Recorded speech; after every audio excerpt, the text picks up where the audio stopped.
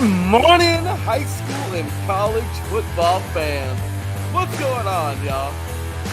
Guess who's back? We're back, baby. Yeah, man. Here we go. It is Saturday morning, 7 a.m. Pacific Standard Time, 10 a.m. Eastern, and that can only mean one thing. Your boy Larry B and Teran Rodriguez are in the house, and we are talking all of the college and high school football you can freaking imagine, because trust me, the show's a long one, but it's a good one, so be ready, y'all. Today, guess what? Now we're in full swing. Nobody is a preview anymore. Full swing is here. All college football is underway. I'm excited. I know you guys, man. I always say every week, I'm excited. I hope you're excited. Well, this is it, man. Finally, today, D3 gets underway. 3C2A gets underway. High school football is at its oh man, we finally got 1 versus 2. And well, yesterday, number 1 prevailed. We're going to get into that. Oh my goodness. What a game. But then again, was it a game? We'll get into that. But also, we got, like I said today, 3C2A action, of course. Junior college football of California gets underway. We had some good ones last week in Division 2. Oh my gosh, we got some good ones there. NAIA, man, had some bangers. We'll get into that.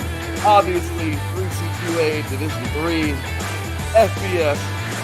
You guys know the drill. We're getting all the goods. You are now tuned in live to 3 Now College Edition of High School Radio. You do it for all. Welcome, ladies and gentlemen. Here we are, man. I'm just excited, man. I feel like Christmas came early, man. It always does in September. So we are excited. We're ready to roll. And ladies and gentlemen, here it comes, man. Oh, let the good times roll, and they're rolling good. So with that said, ladies and gentlemen, once again, welcome here. You are now tuned in live to 3 Now College Edition right here on IE Sports Radio. Your direct feed for all that is sports. And I couldn't do the show, man. Couldn't do it without a good dude over here, man. He, of course, is IE Sports Radio Hall of Famer. He is the host of Set Point, our volleyball show. He's the host of the SoCal Spring Sports Show here, our SoCal show. And, of course, he is the co-host of this show, 3 Now College Edition. Ladies and gentlemen, he is over there, mad dog in the screen, and I'm loving it, man. Our boy Teran Rodriguez, what's going on, man? How you doing this morning, brother? Hey, Larry, great to be on here talking some college football with you, and I'm ready for this. We are now in full swing when it comes to all levels. Doesn't it feel good? It's like, man, finally, it takes forever to get started, and it's like once it gets started, it's awesome, and then before you know it, Teran's gone. Yep. It's like, why are we doing this? So yeah, I'm really excited. We had some good ones, man. High school football had some upsets last night. Oh my gosh, I know you've seen lots of them. There was some good stuff there. Oh, I know, right? And yeah, last week we got some stuff to get into. We got so much to get into, obviously, and this is just one of the best parts of the week, talking high school and college football, man. Always a lot of fun. And once again, this is just a different trip for all of you diehards out there, man, because it's a different world. For those of you NFL heads who are just excited as can be, I know we are too. We saw a great game on Thursday. We saw a great game last night in Brazil. Of course, that's 3 and out. Teran, of course, enjoyed those 2 games like I did. But we take the deep dive here, guys. So if it's your first time listening, man, welcome. Tons of great football, everything from junior colleges all the way through the lower ranks, D3, D2, NAIA, FCS, FBS, all the goods, and high school football, top ranked around the country. Amazing stuff, man. So let's do this real quick. Let's go ahead and hear a quick word from our awesome sponsors, Planet Jerky, premium brisket beef jerky, and, of course, Seal the Deal Wax Seals. And you can check out a couple words from iSports Radio. And when we get back, we're going to get into all the goodies. All right, we're going to have ourselves some fun. We're going to recap a little bit from last week. And then, of course, we're going to jump on in to high school football. And, I guess kind of go from there. So with that said, you guys, once again, you're listening to 3 and Out College Edition right here on iSports Radio. Your direct feed for all that is sports. We'll be right back after this.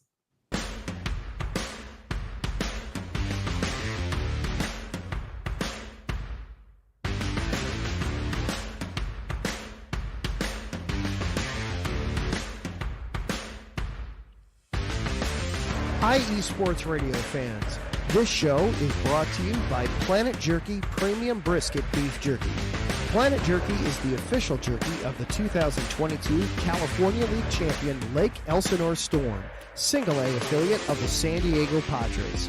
This all brisket jerky has gluten-free options, contains no MSG, no sodium nitrate, is low in sugar, and high in protein. Go to their website at planetjerky.net and follow them on Instagram at Planet Jerky. Planet Jerky, the jerky that's on a whole other planet.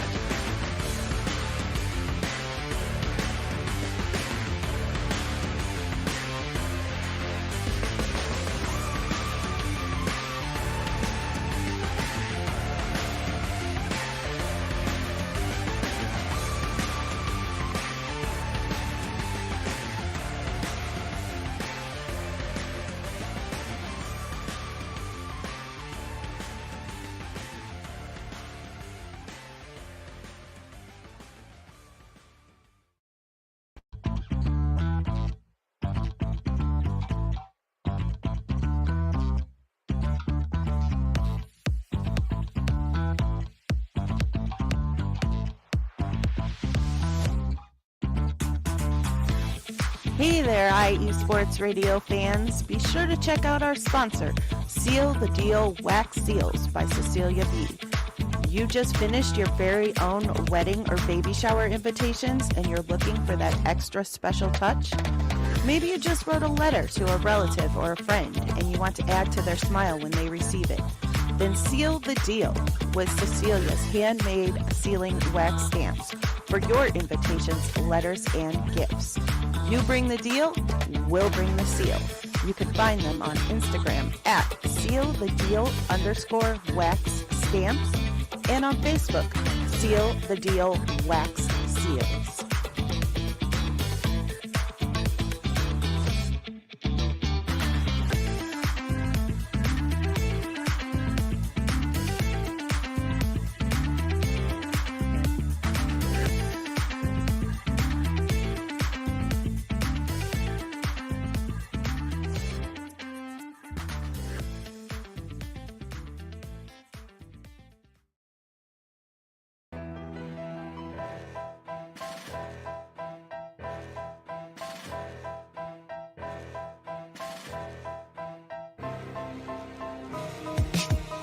For the last 10 years, IE Sports Radio has been bringing you amazing content ranging from interviewing legendary athletes, coaches, and other authorized media personnel to building tailor-made shows dedicated to all major sports cities around the country. Make sure to follow us at IE Sports Radio on X, Instagram, Facebook, TikTok, and YouTube to keep up with the latest in sports and with all of our shows. Also, make sure to check out our daily updated website at iesportsradio.com. At iesportsradio.com, you can see our daily show schedule and check out all of our show pages with personal bios to learn a little bit more about each of our awesome hosts. In addition to our show pages, you can catch the iSports Radio blog, Hall of Fame, Fans of the Month page, and our merchandise shop, including t-shirts, tank tops, caps, long sleeves, hoodies, and more. For now over a decade here at IE Sports Radio, we've continued to be by the fans, for the fans, and we thank you all for your support and for making IE Sports Radio your direct feed for all that is sports.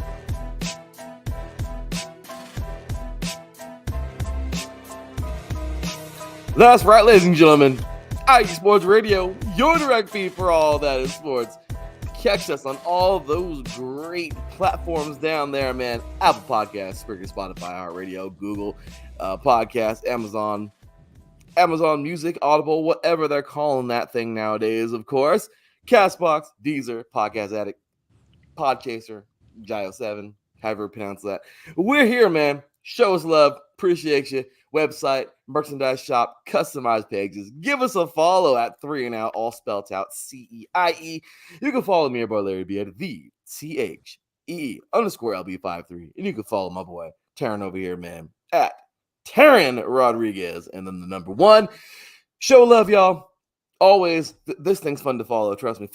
Follow the show page. We have a lot of fun there. Once again, check us both out, man. Lots of cool stuff. Teran is the man. Darren's over there. Well, don't forget, he's our volleyball guy. So he's always somewhere covering something volleyball. Super, super, super cool. And of course, we're both talking all sports. We got a lot of stuff going on. So with that said, you guys, appreciate you all for tuning in once again, man. Showing the love. Thank you. The awesome chat room today, of course. Yukio, our boy Pierre Moss, Jen B in the house. We appreciate you guys for being here. But Teran, let's go ahead and do what now that we're in full swing, we can kind of do what we were doing last year. And of course, keeping around all those big Division I cats out there, getting the quick recap in and then kind of getting into the rest of them and then ending off with our picks for D1. But yeah, man, so last week, D1, bro, especially that top 25, was a lot of fun. Clemson ran into a freaking truck. Man, look, Georgia just did what they did. Is there any surprise to you in this one, Teran? Do you feel that Clemson, you think, should have fought a little bit harder or something? I mean, even Blue's over here just looking like, man, look, we got Blue, our mascot, here in the background. She can't even believe it. She's like, man, Clemson, like, you're supposed to be the Cats. You're supposed to be Tigers, and you let us down. You let these dogs just stomp all over. I mean, she's not even interested in the show. So that's how Clemson looked. We don't even want the win. So, Teran, what the crap, man? I mean, I know you saw the game. Clemson did nothing. The Dogs obviously are a hell of a team, but Teran, I just talk to us, man. How about that game? Yeah, I thought Georgia was very dominant. I thought their defense was very strong. I feel this could be the resurrection of Georgia after what was kind of a disappointing end to their season. I think that Georgia has a lot of upside, but Clemson has kind of got hit hard in terms of graduation, in terms of the transfer portal. So I just feel that Clemson's kind of in a massive rebuild mode. They've been that way ever since Trevor Lawrence graduated. Yeah, it was bad. I mean, these guys, I take a look at Gen B here. Those cats just can't get down with dogs. I mean, hey. I love animals, obviously. I'll always be taking the cats. But this just, and obviously Jen says that because the Browns, but the Browns got their own problems this weekend. I'm just kidding. I'm sorry, Jen, but yeah, I just couldn't understand what happened with those dang Tigers. You're right, transfer portal, graduation. There's just nothing there. It was really, really sad. Like what Pierre Moss says here, man, it's the truth. Dabo needs to start using the portal.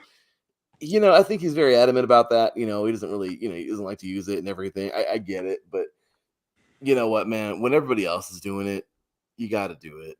I mean, why not? Didn't Nick Saban, we talked about that last year, right, Teran? We talked about that last year. How Nick Saban actually, he said it. He said the transfer portal is going to ruin college football. Yeah, and it is kind of has its hindrances, but if everyone uses it and everyone has access to it, then that's what it's there for. It's to give athletes a fresh start in terms of after a tough start to their college career, and it helps them get off to a better start and hopefully get off the ground. No, it's true. But like I said, Nick Saban, he said it so right. It's going to ruin college football. But what did he do? He used it the best. He's like, this is going to ruin it. But hey, if we have it, I'm going to use it. You know what I mean? Like, come on, man. Like, that's like playing with cheat codes. Exactly. You have the access. Yeah, this isn't the NFL where you get to make trades or sign free agents and whatnot.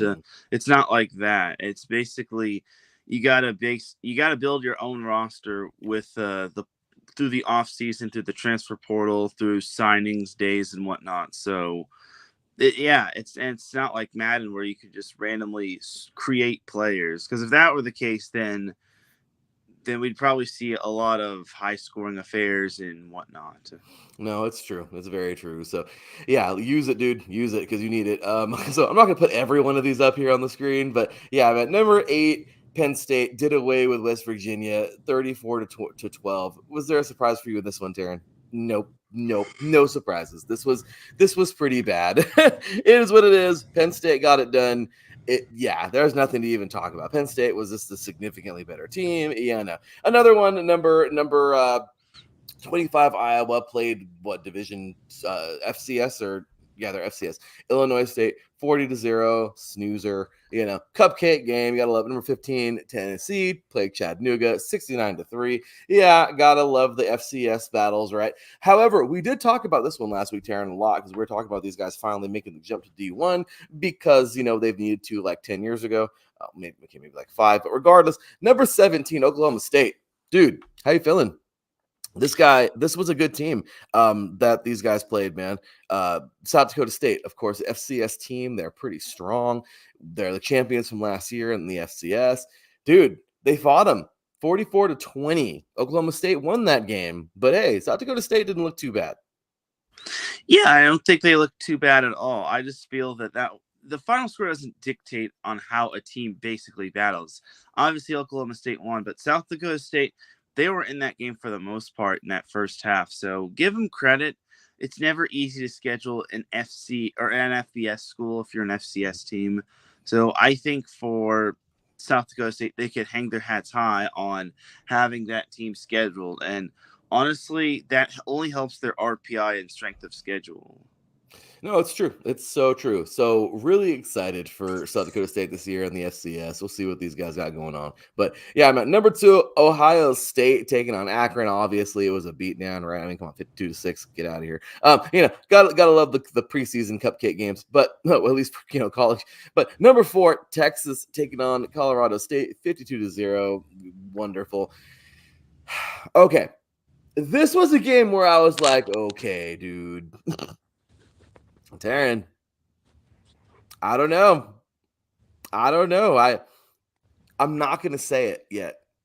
But number 19, good old Miami defeated Florida, dude, 41-17. You saw it. I saw it. We all saw it, man. And well, yeah, absolutely, Teran. We just talked about that, man. Yep, South Dakota State. They've won the last 2 years. They've done an amazing job. One of them was over North Dakota State, which is pretty sweet. So yeah, man, they've getting it done. This team has been awesome. But like I said, we've seen Tarleton State make the jump. We've seen James Madison make the jump. I mean, James Madison was the only team to interrupt that gigantic streak from 2011 to 2019, I think, for North Dakota State. James Madison won in 2016. So it's like, yeah, dude. And then, obviously South Dakota State was beat in there a couple of times from North Dakota State. So yeah, it's kind of nice seeing these guys get onto it, South Dakota State. But anyway, yeah, man. Everyone's having a good time in the chat. We appreciate you. Cam Ward really looked good last. Yes, for real. Good morning. Big ups. Appreciate you, Ralph Khalees. Yeah. Penn State 2-0 looking good, man. And we're going to continue on. But yeah, dude, getting into some of these other ones there and a little recap, man. Miami got it done. Now, I have to ask the question, Teran. This is an early one this time. Very serious.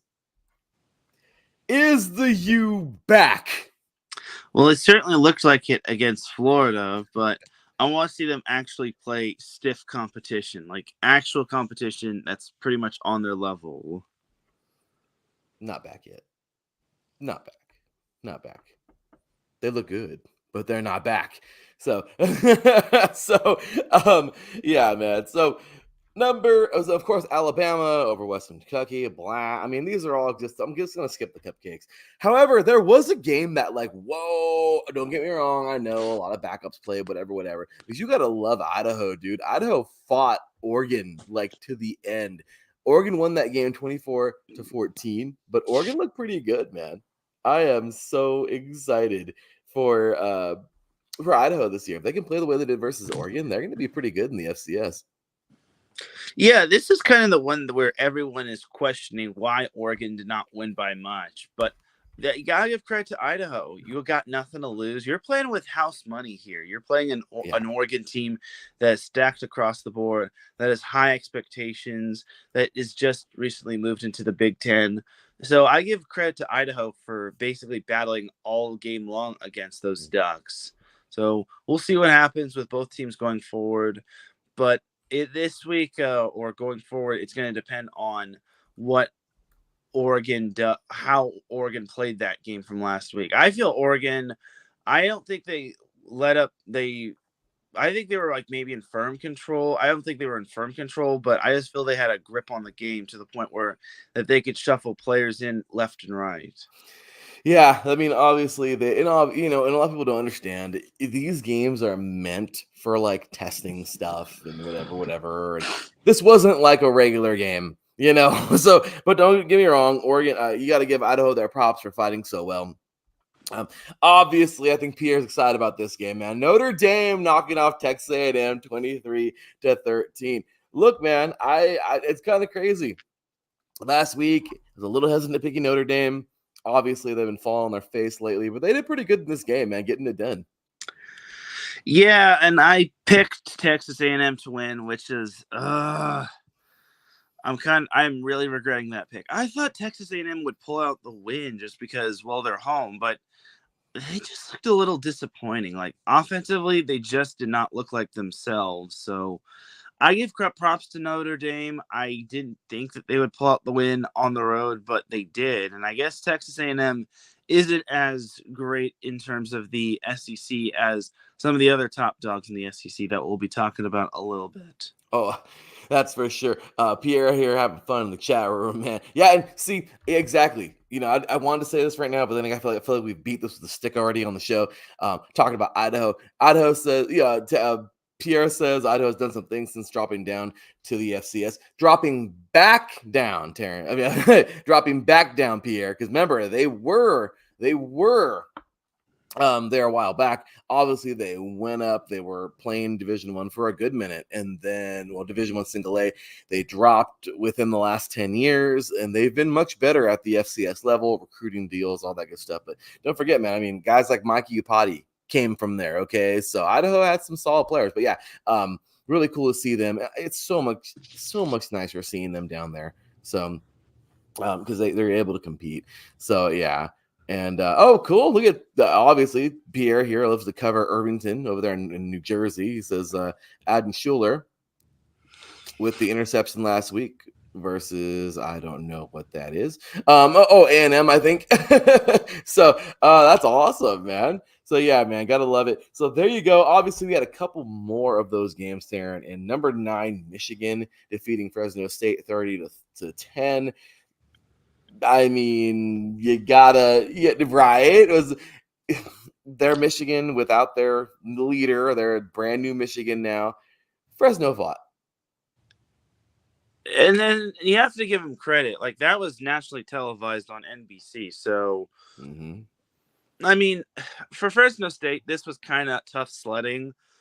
Obviously, they're facing a new Michigan team, but the fact that they actually challenged them or they actually scheduled the game is major props to them. I just wish they didn't have to get beaten on national TV, but I guess that's a whole thing where a team wins the championship from the previous year and then they wind up winning it and then they get put on national TV, kind of like the NFL where the Chiefs basically get their home and season opener against a really good team.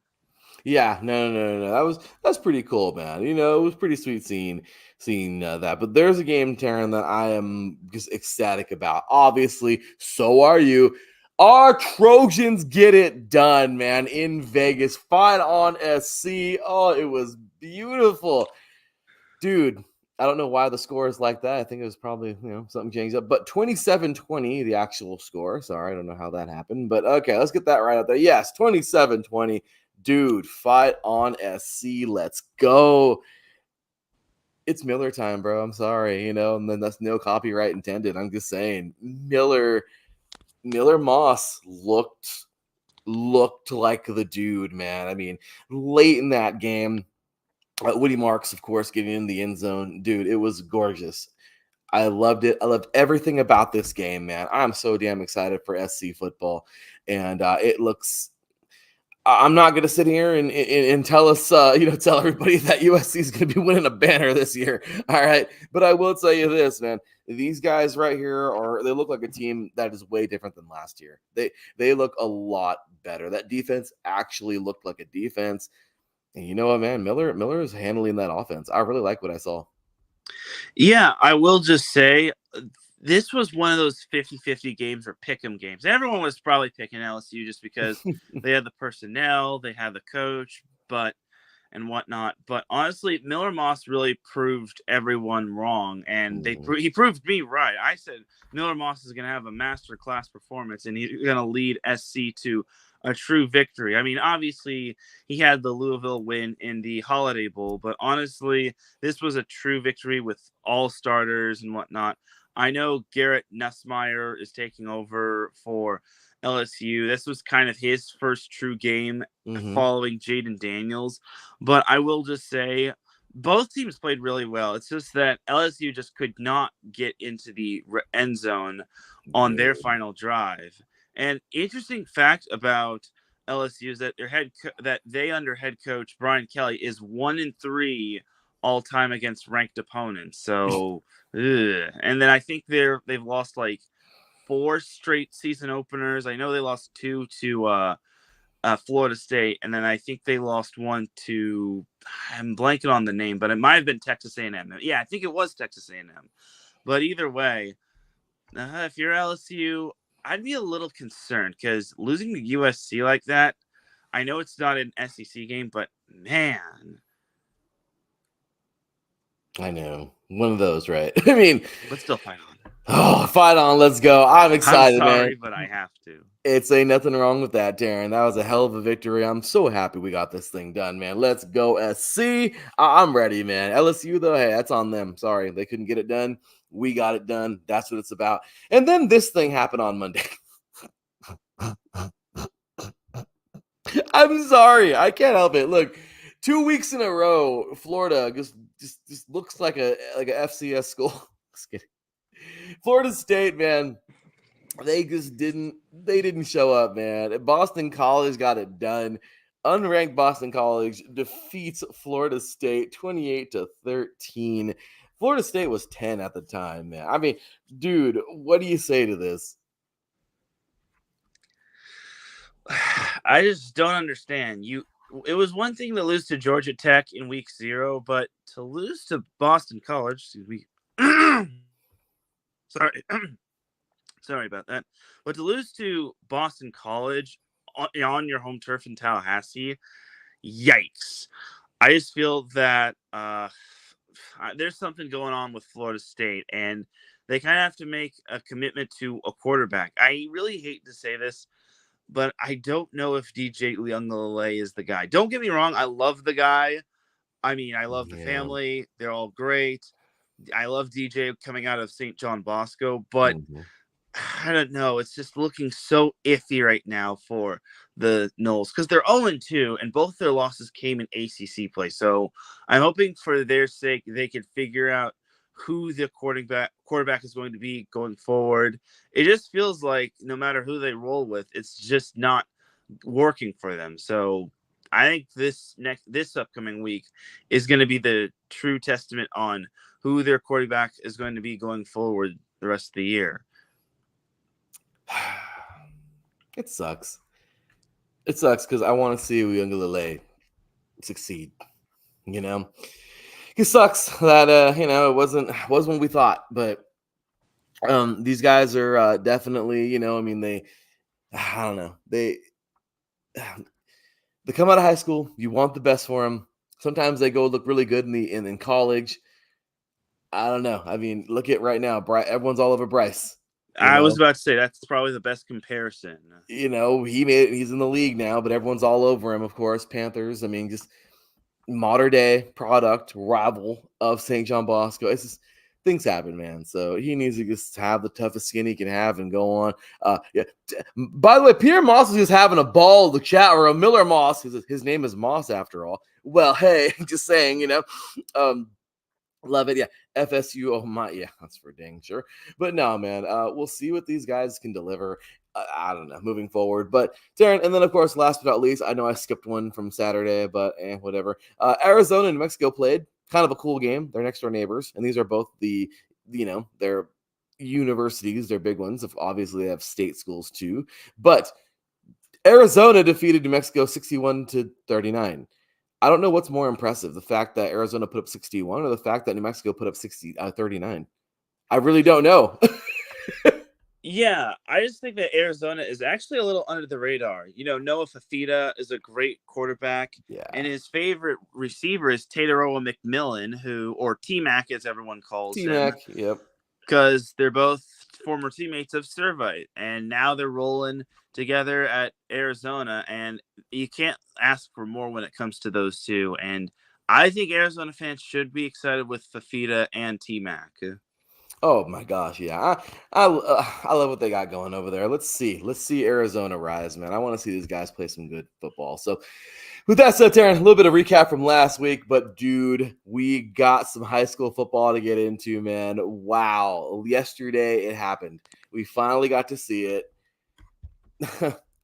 I have been so hyped up on this game for such a long time because you and I have been hyping this dang thing up. It's been everything that we have wanted it to be. But then again, was it, Teran? Was it?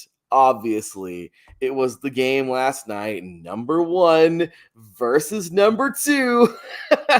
Modern Day gets it done, man. We talked about it last year. We talked about the disrespect of possibly having, was it disrespect or was it not disrespect, of having Bishop Gorman, obviously the last year's Max Preps national champions.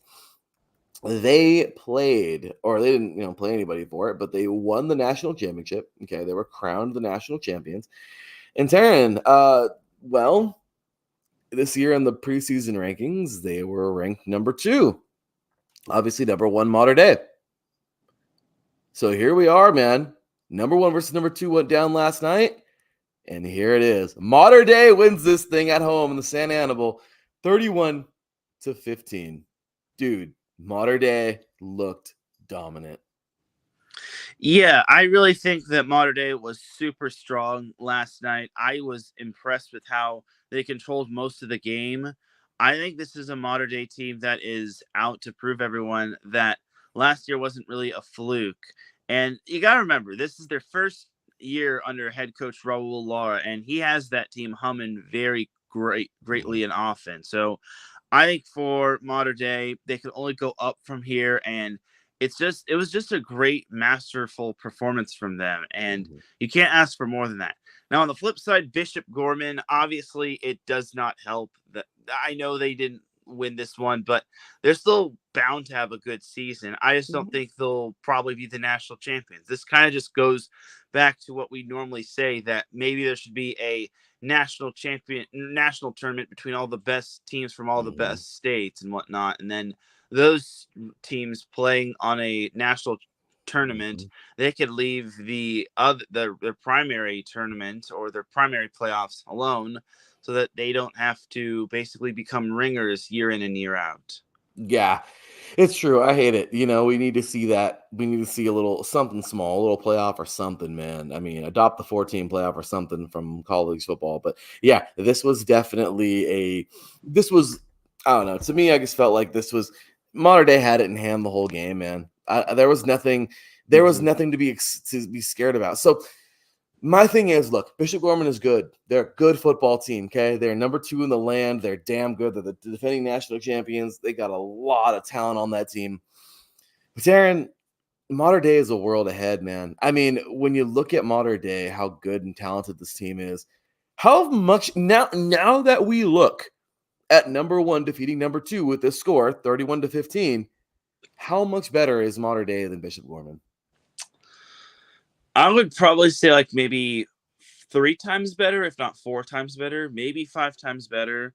So I just feel that Mater Dei, they're just running really well, and Raul Lara does an excellent job. Remember, he's had previous stops before at other good schools like Warren, Long Beach Poly, St. Anthony. So him getting the hire here and beating a team like Bishop Gorman, that's impressive. No, it's true. It really is. And I'm just really I'm excited for the season. I want to see Mater Dei continue to play how they've been playing. This is a solid school. These guys are obviously now they are more than national championship bound. I mean, they just got to win out now. I mean, they just got to do what we know they can, and they're going to win another title. I mean, they knocked off the team that was a threat. But then again, once again, it's happened before. But they're not done yet. They still got a lot of good schools on the list here on the schedule. And, well, you already know, Teran, it seems to always come down to Bishop Gorman. I'm sorry, to St. John Bosco and Mater Dei and the Trinity League. And, of course, you're going to see them probably in the final for the Open in CIF. So been that way since 2016, with the lone exception from 2000 and it was like 18 or 19 where Servite made the final. But Servite was very loaded that year. Obviously, Fafita and McMillan were on that team. Just goes to show you, they're a solid team, man. They've continued to be one. The Rawlinson era ended, and now look, in this new era, they're still doing good. So great job, man. Number one gets it done. That was 1 versus 2 in high school football in the nation. Vegas versus Santa Ana in Orange County, Southern California. And, well, there is your result, man. So great job here at Mater Dei, gets it done. And, well, let's see what these guys got. And Bishop Gorman, nothing to hang their hat on, nothing, right? I mean, nothing to even be ashamed of, man. They freaking fought. That was number one. All right. Yeah. And the interesting thing is that the Trinity League as a whole, they only have 1 loss, and that was Santa Margarita losing to Mission Viejo, which is a very good team in that regard. So I don't think it's anything too bad to lose to a Trinity League team, just because those teams are always stacked across the board. So I think for Bishop Gorman, they can use this as motivation to try to get better and to improve and to win their playoffs in their state. Exactly. And we talked about it already. Nobody wants to play Mater Dei. Okay. Number 9 in the country. I'm sorry. Number 9. Number 9 games. Okay. Number 1 in the country. 9 games. That's all they get this year. They're a 9-game season because nobody wants to play them. Couldn't schedule a 10th. They played Centennial. They knocked off Bishop Gorman. They got Kahuku next. They're going to Hawaii next weekend. And then we got St. Francis Academy, who has their own issues right now. And then that's it. Off of Trinity League play. And obviously, Santa Margarita. We have here Servite. We have who else is over there? J. Sarah, Catholic. J. Sarah. Yep, good old J. Sarah, St. John Bosco, and Orange Lutheran, who last night, dude, we got to give some love to Orange Lutheran, man. They started the season at 3-0. Guys, these are all in these are one conference, man. I mean, you got to love it. That Trinity League is insane. But Orange Lutheran knocked off freaking St. Francis Academy. Now, St. Francis Academy has seen better days. We know that, Teran. Last year, they fell off. But they started the season at 2-0, and, well, they played Orange Lou, man. They played Olu last night, and, dude, it was it was pretty crazy, man. Good game it was. But good old Orange Lutheran gets that victory over St. Francis Academy, man.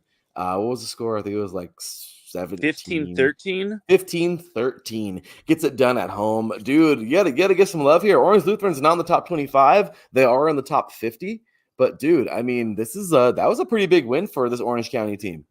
Yeah, Orange Lutheran is a very underrated team. I think you also got to remember that they actually have a win over Sarah of Gardena, and that's a very good opponent right there. So Orange Lutheran is flying under the radar, but you have to, if you look deep into their roster, their quarterback is TJ Latif, who arguably is the best quarterback in Orange County. And you got to remember, he's committed to Nebraska, which is so big right there.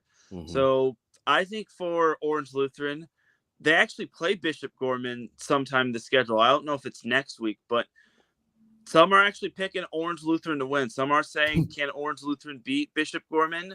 And they're saying yes. So it's still a time will tell process. I still think you got to slow your roll with that one. But Yeah. Bishop Gorman, Orange Lutheran just got 10 times more interesting and eye-opening. That's going to be a lot of fun, man. So, yeah, seeing that happen, I mean, that's crazy. But big ups to Olu, man. Orange Lou looking good. Bishop Gorman, we've talked about them right now. Obviously, they got Orange Lutheran coming up next week. Let's see how that goes. That's going to be at their house in Vegas. St. John Bosco, man. We got to show some love to the Braves, right? The Braves, they have themselves a little bit of a bye week, but next up on the list is for them is Sierra Canyon. So we shall see what St. John Bosco does there. Obviously, we're done with some of these California schools for the moment. Milton, number 4 in the country, man, out of Georgia. They are getting ready. They have a bye week. They are playing Blessed Trinity next week, so we'll talk more about that. But Teran, this one was a huge one, man. Huge one in high school football yesterday. This was, sorry, I put our banner up there. This was freaking crazy. North Crawley, man. I'll tell you right now, Drewski's going to have fun with this one on Wednesday night for Heart of Texas Sports, covering everything in the DFW, man.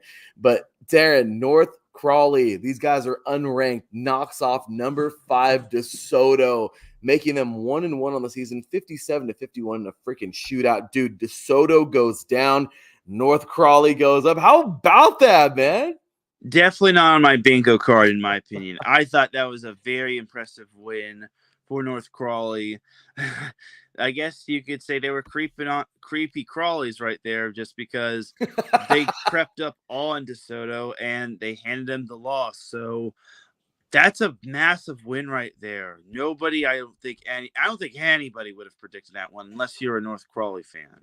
Dude, I mean, okay, so where does this put DeSoto next week? Probably outside of the top 10, because if you're losing to a team that's unranked or somewhere outside of the top 25 or top 50, then you got to be out of that top 10. Yeah, unfortunately, man, DeSoto, they're the big dogs in Texas. Well, we were, but I mean, I don't know. Don't get me wrong. There's a team who I think is a little bit better than them, who was right beneath them. These guys played last night. Duncanville, man. Duncanville, them Texas champs. They got this thing done over South Oak Cliff. Obviously, Drewski's like, man, I give props to South Oak Cliff taking on these big schools. Obviously, they're a little bit bigger. Both they played, I think, North Shore, if I'm not mistaken. Yeah, they played North Shore in that first game, lost 38-0. Then they played Duncanville 34-12. But hey, South Oak Cliff is actually a very good team. It's just their division lower, and they're playing these big boys. It's like a smaller school, like a Division II school over here, playing one of those big open schools like Trinity League, in California. So, but dude, this was awesome, man. Duncanville gets it done, 1-0 on the season. 34-12, looking good there. Duncanville is going to definitely move up now that DeSoto is going to move down.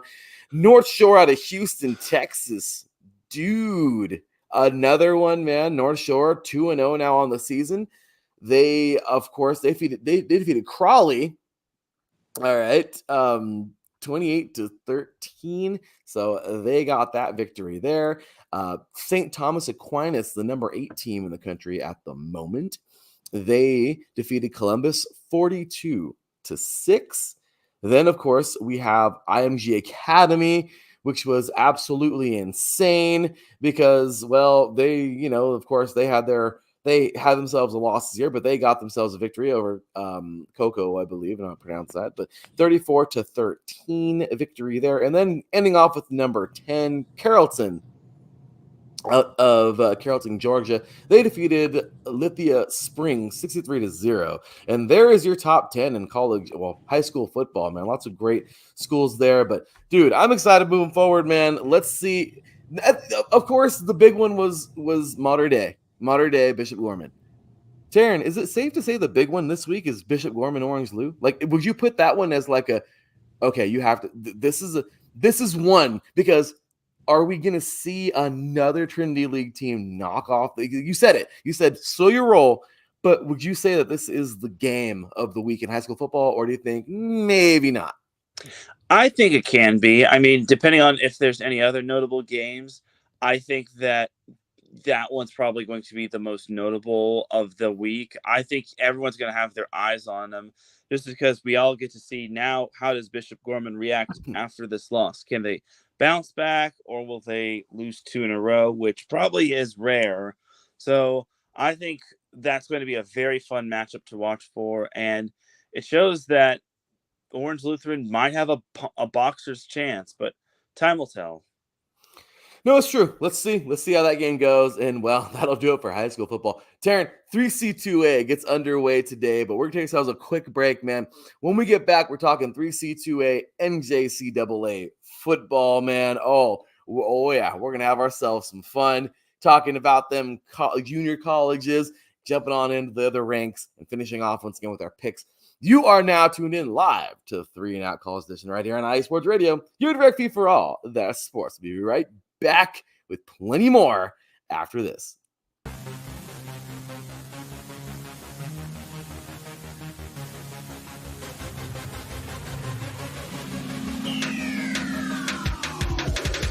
What's up, everybody? This is Teran Rodriguez. Are you a fan of volleyball? Are you a fan of Thunderous Spikes?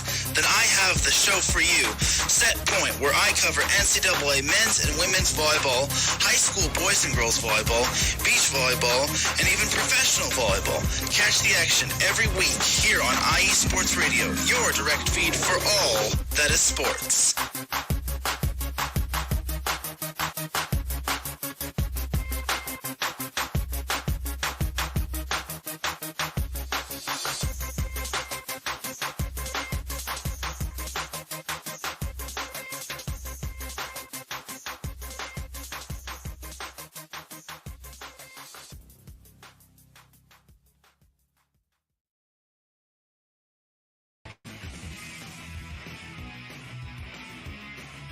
Hello, everyone. My name is Daryl Kinsey Jr., and I'm welcoming you to take another lap with the fastest show on IE Sports Radio. Yes, this is the Extra Mile with me and my co-hosts Christopher Lehman and Michael Ward. We talk everything racing from NASCAR to IndyCar to Formula One to limited hydroplanes, endurance racing, the NHRA, and more.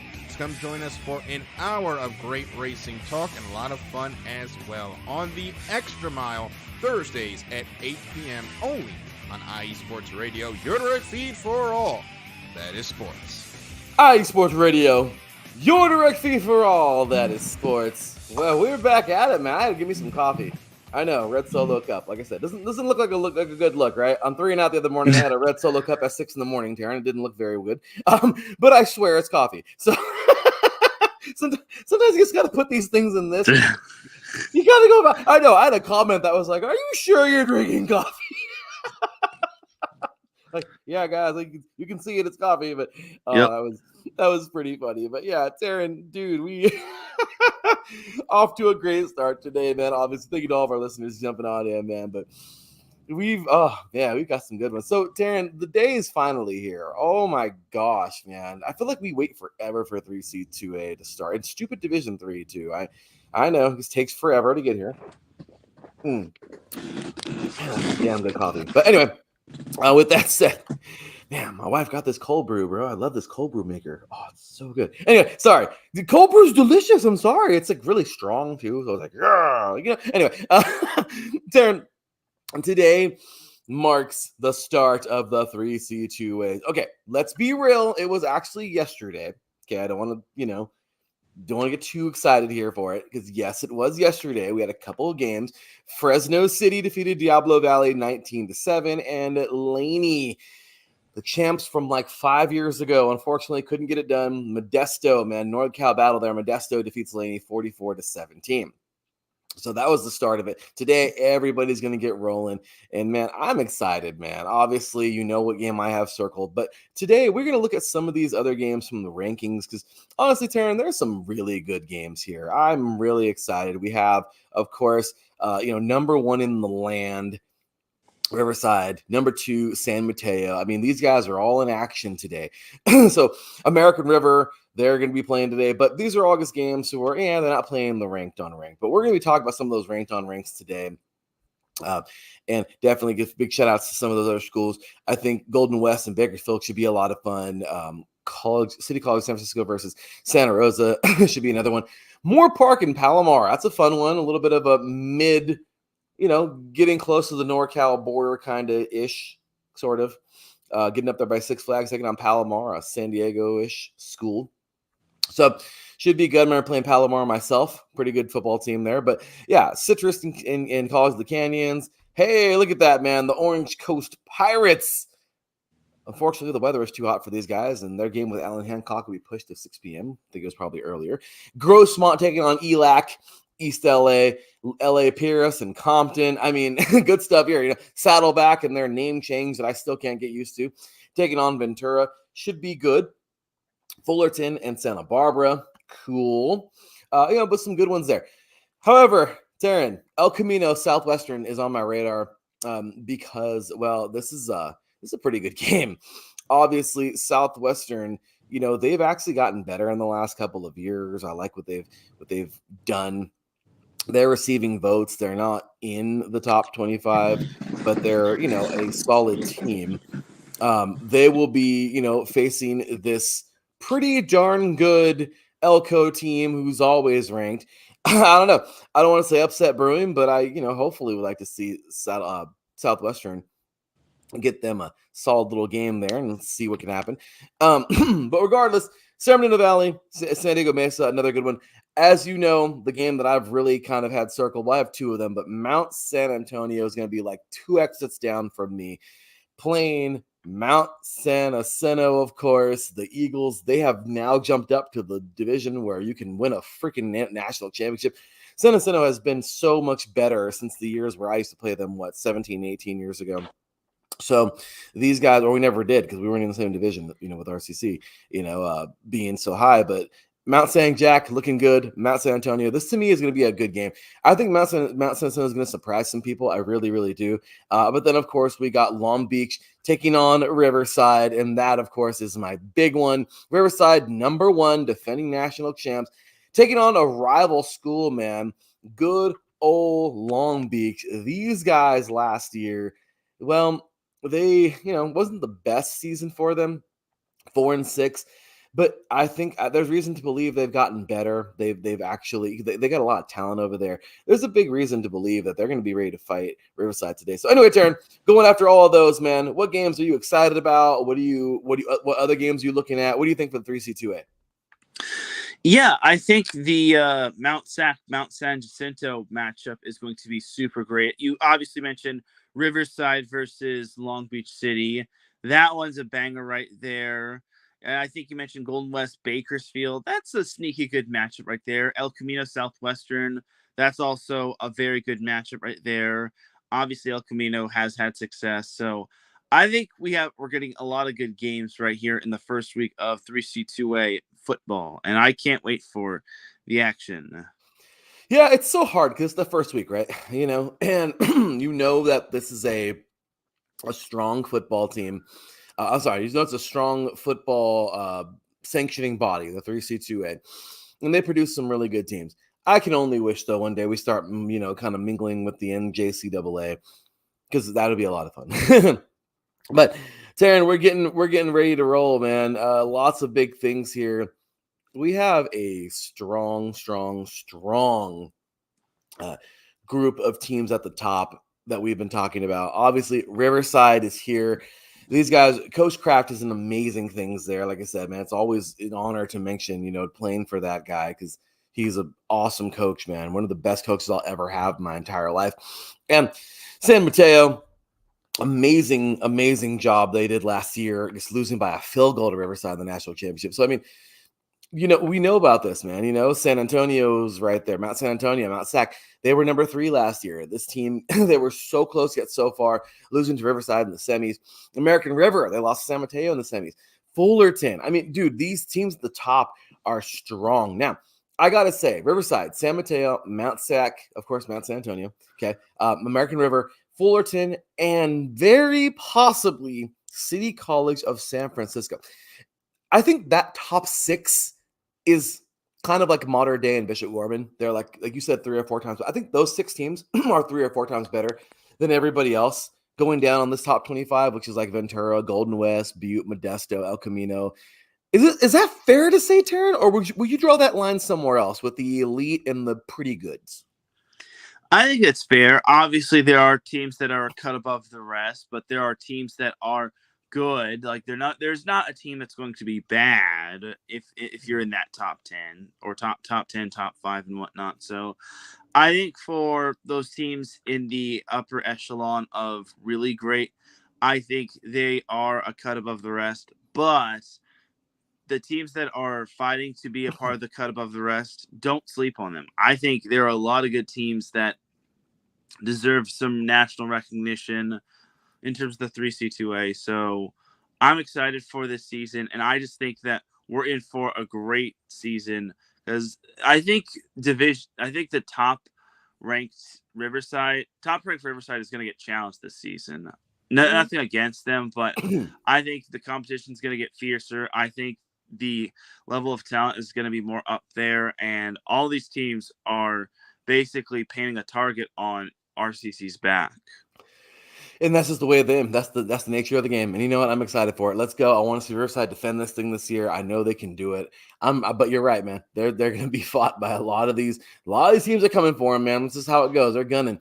They got the target on their back, so they know they got to show out. But yeah, man, some good schools. They're on that top. I would say top 6 around there. Let's see what we got. Really looking forward to seeing these games today. I want to see what some of these teams have. Who's going to surprise us this year? Who's going to fall like a stone? And I have one question for you, Teran, before we end off the 3C2A. You ready for this? Last year, we were just watching week 10. Oh, no. You and I were sharing links just for 3C2A. It's like, screw, we already know who's in the playoffs. We're going to have fun watching week 10. Your golden... Your Orange Coast Pirates. We're over here playing San Bernardino. Both teams were horrible. And they were basically playing to not be the worst team in the entire conference. Yep. Well, in the really basically almost the entire 3C2A almost. Those NorCal teams had their own thing going on. But you mentioned in the comments, you were like, oh my gosh, you had to point this out. You're like, somebody put in the comments that after Orange Coast won that game, after Orange Coast took the lead, somebody put in the comments, the Wolverines just can't have nice things. Yep. Oh, that was great. And I'm sorry, I was dying because it was so funny. Sorry. It was so funny seeing that. They finished 1-9 because Orange Coast took the lead. I think it was 20-14. I just looked at that. And dude, Orange Coast won that game at San Bernardino. That was their only win of the season. Yep. They won on a leverage call. Oh, yeah. They did. And dude, it was funny because you at first, you had said that. Like, it was kind of funny. You said, yeah, they don't have nice things. But it was earlier in the game that happened. And when the Wolverines took the lead, you said it. You're like, oh yeah, no. Oh, it looks like Orange Coast can't have nice things. And you were all mad. It was hilarious. But dude, here we go again. One win last year. I have to ask you this question. This year, can Orange Coast have nice things? I hope so. I mean, their schedule's pretty daunting, but I'm hoping they get at least more than one win. If not, then their win has to be against San Bernardino Valley. So really hoping their matchup against Allen Hancock goes their way. I think it can, but honestly, it's just going to be a work in progress for those Pirates, for those Buccos. Exactly, man. And it's just one of those deals, right? Good old they beat Southwestern last year. That's what I'm saying. I hope Southwestern turned a corner, man. Today they got a major opponent, but that was the only victory for San Bernardino last year. And it was Yep. the season. So, dude, I guess, yeah. So, anyway, man, let's see. Hopefully, those Buccos can do it and get it, But yeah, man, you were so happy to see them get a victory. You were like, yes, like I don't even care. You're like, this is our one victory. We're gonna be happy. That with was their Super Bowl, pretty much. That was great. So, anyway, Teran, let's jump on over to the NJCAA, man. We had some good ones this past week, actually, man. Mississippi Gulf Coast just took Mississippi Delta to the woodshed, man, 43-7. I thought that would be a better game. It was not. Mississippi Gulf Coast, of course, champions from a couple years back. They look pretty damn good, and they proved it. East Mississippi, the original Last Chance U, just handled Hines 43-3. That's their first victory of the season. They're now 1-1. Go Lions, right? I mean, they're a very good, solid football team. So they're kicking ass and taking names. But last week, there was just some games we were confused about. We were like, okay, are these games or scrimmages? Well, clearly now we know that they were games. Some of them, Iowa Western, just wow. Teran, this was a game that I could not believe. Iowa Western defeated Georgia Military, but it was by 1 point. 42-41, dude. Iowa Western, the defending champions, defending two-time champions, man, back-to-back champs, were challenged by Georgia Military and barely lost that game by a freaking point, 42-41. How about that, man? Yeah, we had some great notable results in the first week or in the NJCAA world right there. And I'm excited for it to keep on going. I was very surprised in that Mississippi matchup. I thought it would be a lot closer just because in state rivalries and in-state rivalries, or I wouldn't call them rivals. I don't know if they are official rivals, but like those interstate matchups, I thought we were going to get like an instant classic, but unfortunately we just got ourselves a little clunker, but that tends to happen. This is why you play the game. You can't just go. It's not like Madden, as I've said before, where you could just simulate the season and then you find out what a team finishes and that sort. Well, that's for dang sure, man. Like I said, Iowa Western surprised the crap out of me, but they start season 1-0. What a victory there. Great game. Navarro defeating Garden City 34-20. So, yeah, good stuff there from last week. But, yeah, man, I'm excited. Today we got some good ones. Garden City and Dog City, a little rivalry game there. Love it. I got to go Garden City in that one, but should be a solid football game there. Coffeyville and Cisco. In Cisco, Texas. Another should be a fun one. Georgia Military and Tyler. Georgia Military is pissed after last week. Let's see what they got. Highland and Iowa Central. That should be a good one there. But Teran, the one that we circled this one since we saw the freaking schedule like months ago. Iowa Western better watch out, man. They almost, I'll tell you right now, Hutchinson is here. Number 2, Hutchinson, the Blue Dragons. They played this game twice already in the national championship. And Iowa Western won this thing the last 2 years. First year was a blowout. Second game was more respectable. But Iowa Western, and then obviously whoever makes the schedule makers wanted to schedule this last year. Iowa Western won that one. I think actually Hutchinson. I forgot what that one was. But what I do know is Iowa Western, Hutchinson 1-2 going at it again early in the season. Teran, Iowa Western, they slipped a little bit last week. Is Hutchinson coming, or do you think Iowa Western's going to handle these guys again?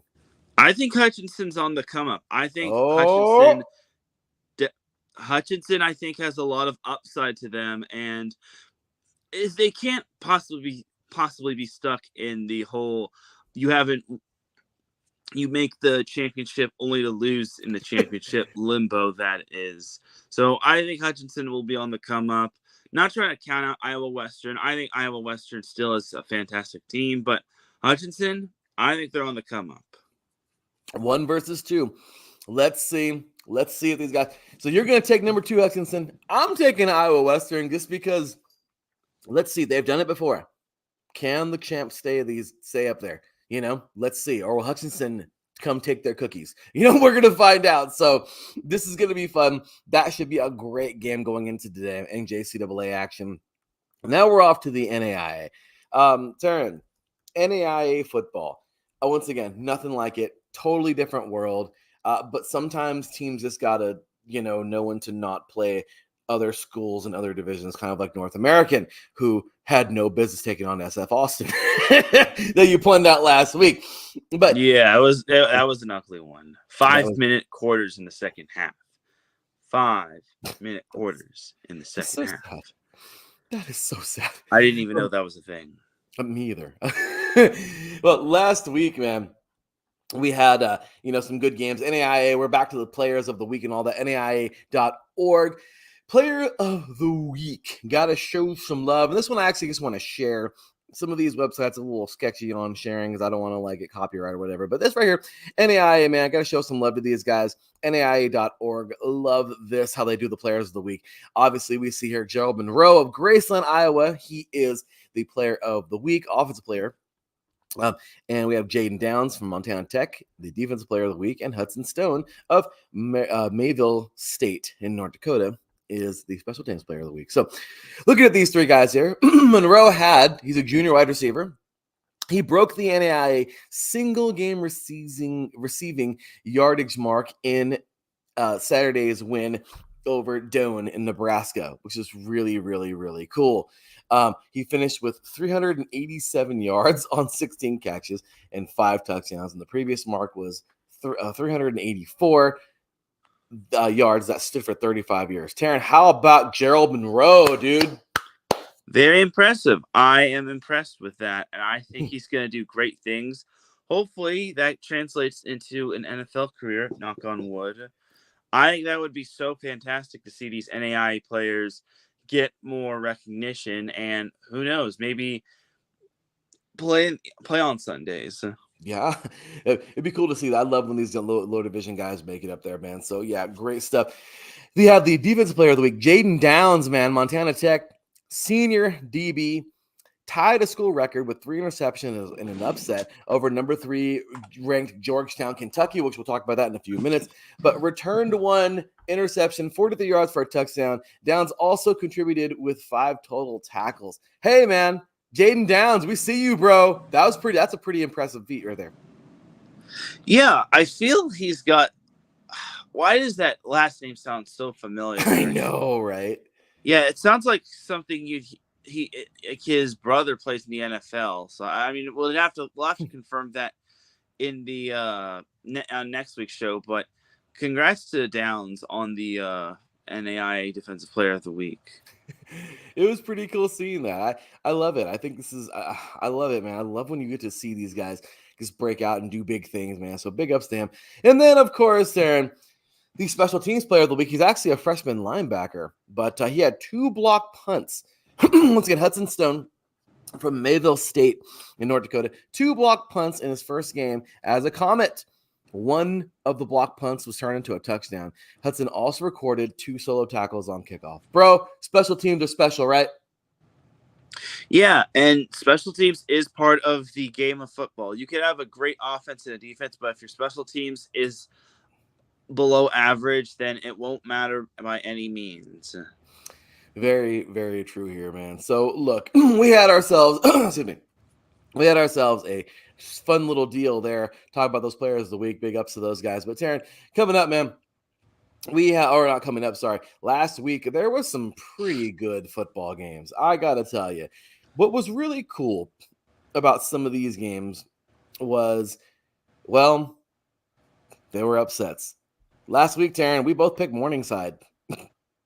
Morningside fell to Benedictine, Kansas, 48-45. Teran, is this the official slightly downslide of Morningside now? I wouldn't say that, but I just gotta say, where's the defense? That's a lot of points right there. 48-45. I'm sorry to say, but the defense is I don't think the defense has had the weekend off, but I will say that's just pretty high right there. So someone's going to be hitting that sled machine probably next week and getting one more rep on that in terms of the defense. But yeah, that's a pretty darn good game right there. If you're a fan of points, it all depends on your perspective. Like if you're a fan of defense, then you don't like seeing that. If you're a fan of offense, then you're loving to see that.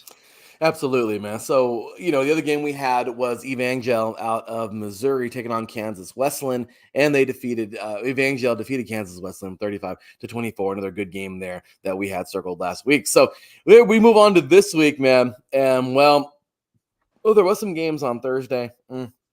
Weren't that great. And yesterday.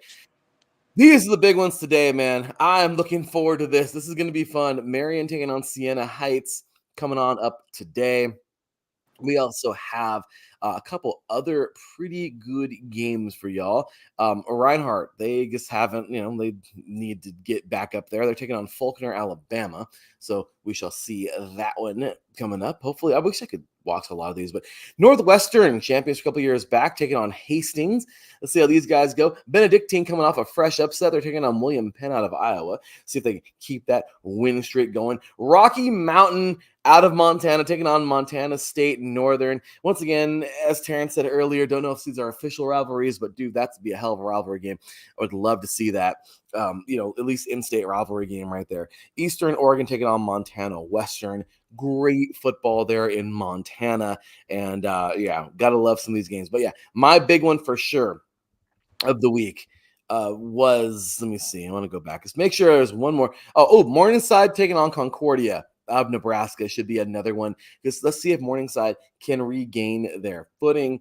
But overall, man, the big one for me, at least this week, I gotta say the Montana schools, man. Montana State Northern taking on Rocky Mountain. What do you think? What do you got? Yeah, I think that's a great matchup as well. I think everyone talks about some of the top ranked teams. I think those Montana teams can really get down. They have some underrated recruits and whatnot, and I think that one could be a sneaky good matchup, if not a very good matchup in terms of the NAIA. Oh, yeah, man. So looking forward to it. Let's see what these guys can do. Getting on in now to D3. Here we go, man. So today is the start. We are officially underway. Man, this is going to be fun. So many great teams going head-to-head. John Carroll, man. Number 19, John Carroll, taking on number 3, Whitewater, Wisconsin Whitewater. Dude, this one has great written all over it. Do you think Whitewater is going to run away with this thing, or do you think John Carroll can actually fight these guys to the point where they may even give them an upset? What do you think? I think John Carroll will make it close, but Wisconsin Whitewater will pick up the victory. I think Wisconsin Whitewater is a great team, and they will not be slowing down for anybody. That damn defense, dude. They have themselves a great defense. So, good stuff there. Number 17, Wisconsin River Falls taking on number 7, Alma out of Michigan. This should be another great battle as well. I got Alma in that game. Yeah, I do too. I just think that they are on another level. I know it's only week 1, but I think that they are looking very promising to start. Yeah, you got Jen B down here. Go Blue Streaks. She's all ready for that game, man. Let's see what these guys do. Ready to go streaking. Right. John Carroll, man. John Carroll. Johns Hopkins, number 8, Johns Hopkins taking on number 20, Ithaca. Another banger. Give me Johns Hopkins, but I think Ithaca is going to give them a bigger fight than they think they're going to get. Yeah, I agree. I think Ithaca, that's an underrated team, but Johns Hopkins, they're kind of hovering in that top 10. They used to be like somewhere inside like the top 20. Now they're a top 10 team. I think Johns Hopkins gets her done. Yeah, I guess I can't go any further with that one. I think that's definitely what it is, man. But yeah, so lots of those big ones. Those are like the big ones here of the week. Obviously, we got all of them today going at it. All these teams are getting down, man. Big ups to all these teams getting ready to suit up and go head to head, man. D3 football, great football, man. Yeah, I was about to say, finally, football is back. We are here. It's here to stay. Every division, every way. Let's go. All day, man. Loving it. Excited. Let's get on into some D2 because, well, like I said, nothing to really recap from last week for D3. But, dude, D2, man, another freaking great week. D2 never disappoints. It does not. Ever. No, it does not. So like last week, we had some good ones, man. There was a game that you and I were really anticipating last week, Teran. And well, it was a game that ended way different than both you and I were anticipating. Number freaking 4, Pittsburgh State. The Gorillas out of Pittsburgh State in Kansas. Dude, they had their way, man. They knocked off number 3 Ferris State 19-3. Pittsburgh State, dude, that's the only game that you and I were actually hyped up about last week for D2. We both thought Ferris State would win that one in a close one. It wasn't really even that close, dude. Freaking Pittsburgh State came out and asserted their violence quick. Yeah, Pittsburgh State really made us eat our words. I didn't think Ferris State would be putting up 3 points, but just goes to show that defense of theirs is very strong. So Pittsburgh State pulling out an impressive statement win right there. And yeah, I have to apologize to Pittsburgh State. I was not familiar with your game, but I think this is an impressive win by them. They set the tone in that game, and winning a top 5 matchup like that is something special. It definitely was, Darren. Not expecting it, but dude, you gotta love to see it. Really good stuff there from those teams, and wow, it is. You gotta love the way too early. Taryn and I love doing the way too early stuff. Taryn, is this an indicator that Pittsburgh State, we might be seeing them this year in December? Perhaps if they play their cards right, then maybe they can, but it's still, we'll have to see. There's lots of season left. Yeah. It's just fun to kind of throw it out there. Dude, Pittsburgh State right now, hey, look, we don't know if we're going to see them for sure in that D2 national championship, but we do know one thing. They're off to a hell of a start. I agree, and I think this year could be wide open in Division II. I mean, if Pittsburgh State plays the way that they can, then they're going to be running this whole thing. But again, still time will tell process. Let's slow our roll a little when it comes to making championship predictions. Well, Ferris State's still going to be around. They've dropped to number 9 this week, by the way. But hey, we still got some big teams at the top. Grand Valley State still there, obviously. You know what I mean? Pittsburgh is actually now number 3. Which is really cool to see these guys jump up. But yeah, Taryn, today, man, we got some good little matchups today. Really excited. We got an NAIA, man, Florida Memorial taking on Edward Waters. Those crossover games are cool, but sometimes I guess they're not as good as we would hope they are sometimes. Even though NAIA, sometimes they do say it's comparable to D2. But, we've said that before. But anyway, so we do have a couple ranked on. Actually, I think we only have like one ranked on rank today. And that is Bemdy State. Number 20, taking on Minnesota State, number 8, the Mavericks. The Mavericks have been in and around the championship in the last couple of years. They've been a pretty solid team. Bemdy State, this is the team who looks like they're ready for this kind of game, but I just can't give it to them so easily. I think Minnesota State will win that one, but I'd hope that Bemdy State can at least keep it within 7 to 14 points. What do you think? Yeah, I really want to pick Kennedy State right there, but honestly, it's kind of tough for me to do so. I just think that they're going to make it close, but it just won't be enough. I hate to be that bearer of bad news, but I just feel that the other team, they just have it in them. I just feel that they've got that dog, and Kennedy State might be a couple games away from actually contending. Yeah, as of right now, I'm going Minnesota State all day. Yeah, Minnesota State all day. That's the only ranked we have this week, actually. So can't get too excited, but we'll revisit that next week, of course. And there you have it. So, Taryn, we have made it, dude. I mean, look at that. We kind of just breezed through everybody. Fun stuff there. Like I said, talk about the high school football, recap some D1. We got through, of course, all these. Next week, of course, we're going to have a lot more because, well, there's a lot to get to with everybody in full swing. But yeah, game of the day so far, Taryn, at least with the lower ranks. Game of the day. What do you think? Out of all the ones we talked about today. For which division? Any. The best one out of any division. I got mine. What do you think? Really putting me on the spot here. I got to go with Hutchinson and Iowa Western, number 1 versus number 2 in the NJCAA. That's my clear choice right there for the best game of the day. I mean, I want to be unique, but I think that's kind of the best one. I don't really see any other matchup that tops that one on the lower levels. Yeah, this should be some fun though. I really think that'll be the big one to watch. But yeah, dude. So looking forward to that. Obviously, this week we gotta go back to high school. This was really the game of the week. Number 1 versus number 2 in high school. It was so much fun to watch. But with that said, man, we have made it all the way through D2. We're coming up with Division 1, ladies and gentlemen. We're gonna take ourselves a short break. When we get back, we're gonna finish off with the FCS and FBS. Yes, they're kind of combined right now, obviously, all the cupcake games and everything, but we'll get our picks and end off for this week. You are listening to 3 and Out College Edition right here on IE Sports Radio, your direct feed for all of that sports. We'll be right back after this. Hey, sports fans. Are you in the market for Florida sports or just keeping up with the latest in the Panhandle? Palm Tree Sports is a dedicated audio hub to all things sports in the Sunshine State.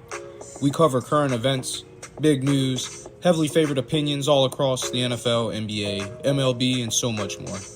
So come check us out every Saturday evening at 6 p.m. Eastern Standard Time.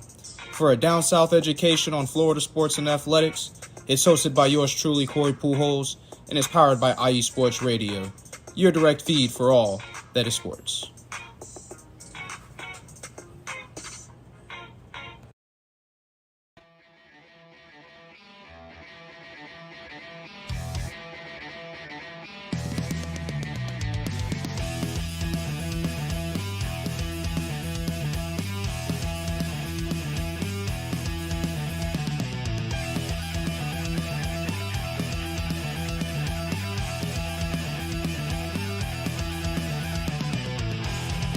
It's IE Sports Radio.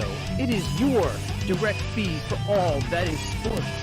It is Philly Sports Talk with Cash and Chris every Tuesday night right here on IE Sports Radio, your direct feed for all that is sports. Philly Sports Talk with Cash and Chris is the most comprehensive view on Philadelphia sports exclusively right here on IE Sports Radio. You know what it is, your direct feed for all that is sports. Tuesday night, IE Sports Radio, Philly Sports Talk with Cash and Chris. Oh, that's right, y'all. IE Sports Radio, your direct feed for all that is sports. I'm just kind of floating around over here. Would that be weird? Just kind of floating around. Anyway, you guys, we have made it. Obviously, we're at D1 now. Having some fun, man. Appreciate you all for staying along with us. This obviously is always a fun one, a long one, but a fun one. And we appreciate everybody, of course, for being a part of it. So, Teran, it's been a fun show. Like I said, man, we've been given so many props to so many great teams, picking some of those lower divisions. Like I said, guys, we urge you all, please pay attention to those lower ones, man. Sometimes you get better football at that level than you will at the higher. I right, Teran? Like, seriously, man, you will get way right. better. And if you can make it out to a game, that would be even great, because being there in person hits a lot more different than being there or watching on a live stream or watching highlights on social media. Yes, 100%. So, dude, I'm ready to roll, man. I'm excited, man. Let's get into some FCS because, okay, it's not that I don't like the FCS right now. It's just that there's no games on it really that much. First couple of weeks, you got to just get it over with. But the cupcake games, and I hate to even call them that because FCS teams are not cupcakes. It's just compared to these freaking monster behemoth Division I schools that suck up all the talent.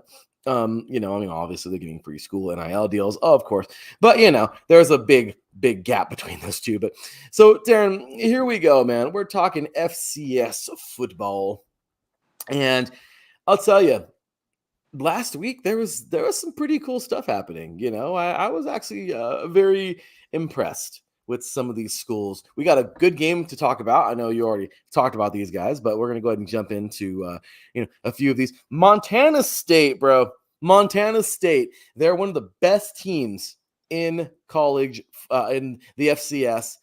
Unfortunately, not there, not to be for them in the championship in the last couple of years. But these guys, man, they defeated New Mexico. Now, the Lobos, we know they're not that great, but, they got it done this year. Congratulations to Montana State. and doing those big things. That was obviously in the first week, but really cool seeing those guys get that victory. So we love games like that where the FCS likes to can play the FBS hard. Now into last week, obviously cupcakes all day long. You have all these dang games. So you're like, oh my gosh, do we really need these? Are these necessary? Kind of annoying. But basically buy games. Basically. But then we have some of those ones that are freaking bangers, man. Like the ones, like there's one game where I know you talked all about it, man, on SoCal. I want to get into this one just because, you know what, dude? It's a true FCS game. Teran, I don't toot the horn very much, but I'm very happy that I actually picked this one, dude. How about San Diego, bro? The Toreros. Oh my gosh, man. What a job. San Diego, man, they defeated Cal Poly 27-21.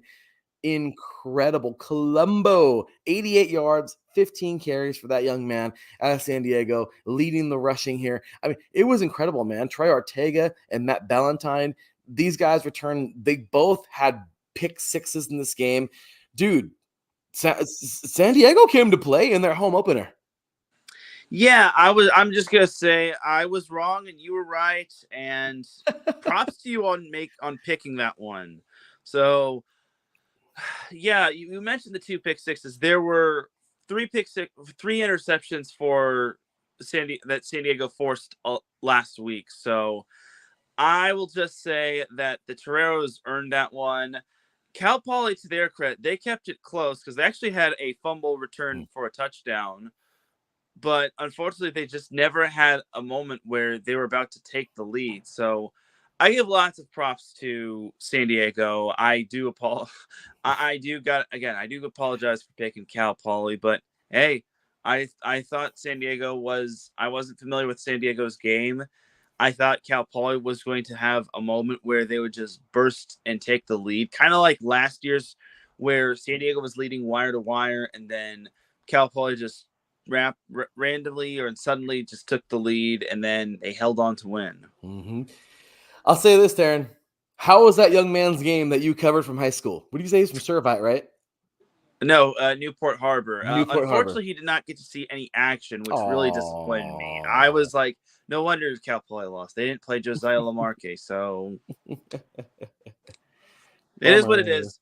But the Toreros moved to 1-0, and they actually have another home game today. So, well, Cal Poly has their first home game as well. Hey, let's see, man. So I'm excited for those two teams, man, moving forward. I just love good call, good pickup here. Like I said, it was just a shot in the dark. It was a coin flip. It really was. But I'm excited that for San Diego. I think, man, you know what? This poor team, man. Yeah, look at obviously Pierre Moss, a big FCS guy. San Diego needs to be in the Big Sky. Can you imagine that? Isn't that like Midwestern or anything? No, Big Sky's like Montana schools and yeah, like up there, So that would be quite something, wouldn't it? I mean, I don't know. I guess. Yeah, the conference they play in right now, it's kind of all over the place. Like it has like Midwestern teams and whatnot. So I could see that actually. Hey, speaking of Midwestern teams, though, I mean, one of them's a Midwestern team, one's just way up there in the north. But Montana, man, knocking off the Grizzlies, knocking off Missouri State 29-24. Eli Gilman, he had an 89 yards and 2 touchdowns, man. And this dude looked pretty good. Just what a strong start for the Grizzlies. Yeah, I thought that was a very good performance right there. Very good win, in my opinion.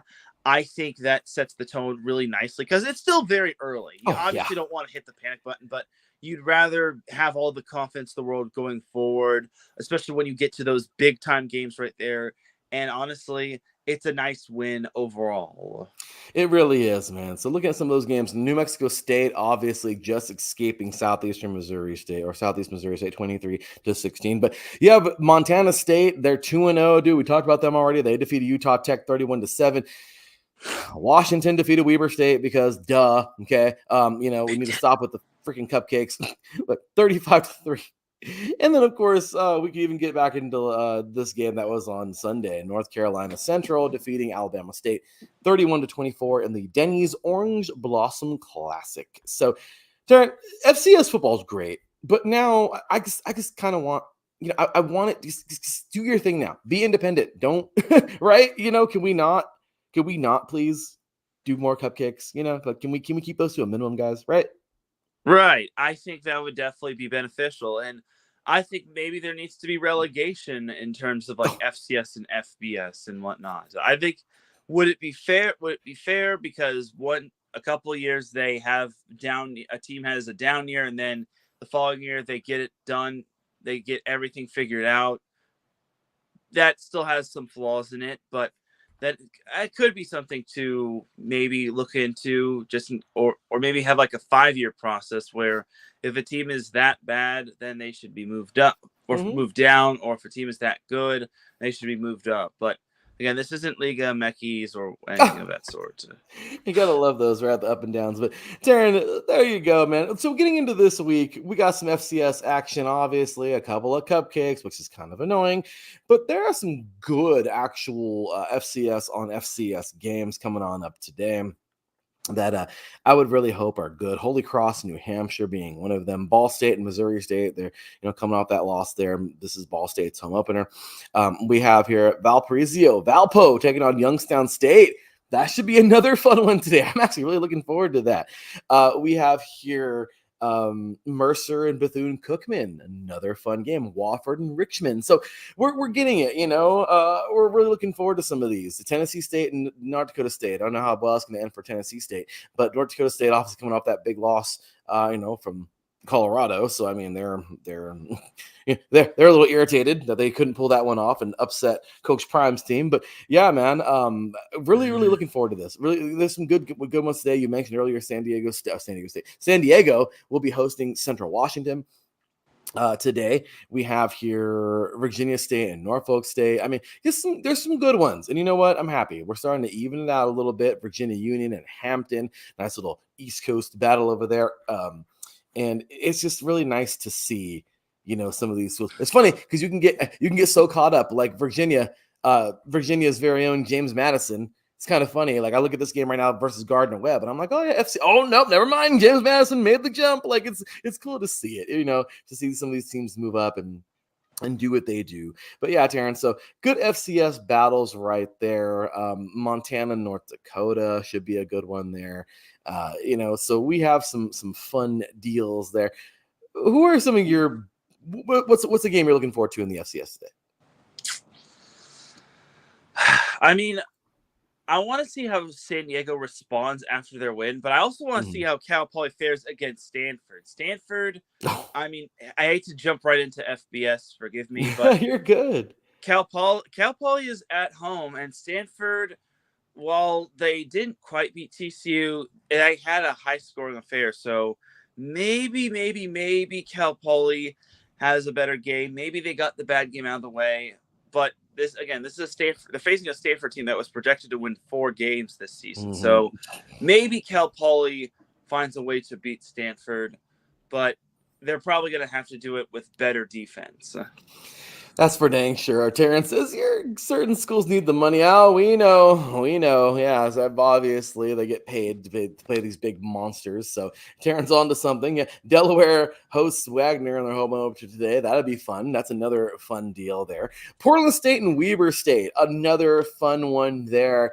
So yeah, I mean, just lots of good ones. Actually, Texas A&M Commerce, they were a Division II school, which was really cool seeing them now make that jump to the FCS. You're taking on UC Davis today. So, yeah, I mean, Taryn, we got some good stuff, man. I'm really looking forward to some of these FCS schools.